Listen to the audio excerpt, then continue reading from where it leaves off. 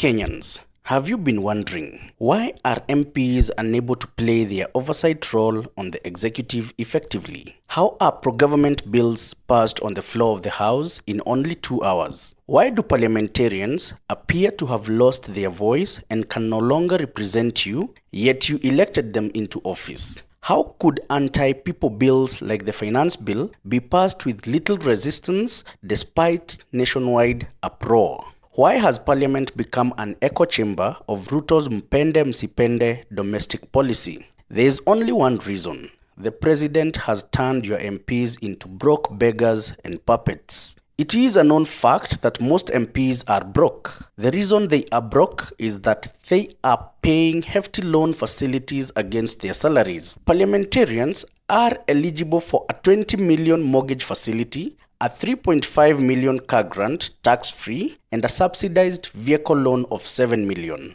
The big cars that bully us off the roads are acquired courtesy of these subsidized loans. Every MP that has taken up these lucrative facilities at the taxpayer's expense is taking home only about 50,000 Kenyan shillings. While this money seems enough for an ordinary hustler, MPs are known for their lavish lifestyles and larger-than-life mheshimiwa personas. 50,000 is simply not enough. In previous dispensation, MPs would rely on the NGCDF for extra income through deals. The rest of their kitty would come from mileage claims, housing allowances, and committee seating allowances. Ruto has long known that the MPs are broke, relying on the NGCDF and the various allowances. Cognizant of the critical role that MPs play in a democracy, he designed a way of emasculating parliament: handouts. If you want someone to rely on you for handouts, you first have to starve them of their right of income. This is why only 30% of the NGCDF has been released to the constituencies. Furthermore, the various allowances that MPs rely on have not been forthcoming,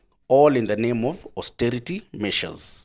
Meanwhile, as you and your MP become more and more broke, all the money is centralized at the State House and is only released by Ruto as handouts for political ends. How is Ruto controlling the MPs, you wonder? If your MP needs cash, he or she only has to visit State House for a meeting with Ruto to discuss development. The outcome of the meeting is a brown envelope with close to 200,000 shillings and a photo op with Ruto at the steps of the State House pavilion.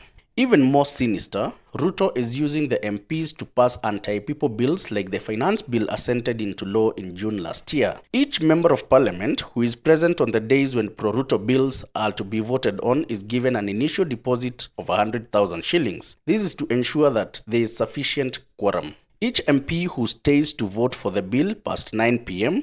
is given another 200,000 shillings. This ensures that there is either a simple majority to vote for the bill or, in critical instances, 2/3 of the members. We have 349 MPs in the National Assembly. Their job is to represent the people of Kenya. However, since Ruto got into office, the legislators have lost their voice and have become mere rubber stamps for Mr. Ruto's mpende msipende projects. This is how low we have sunk. A more pertinent question to the president is, where do you get the money to dish out in a deteriorating and slumping economy?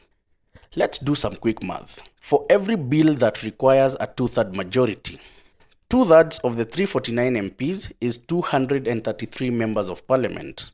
If each MP is given 200,000, then Ruto spends 46 million to ensure that his mpende msipende bills are passed. Is this the cost of our democracy?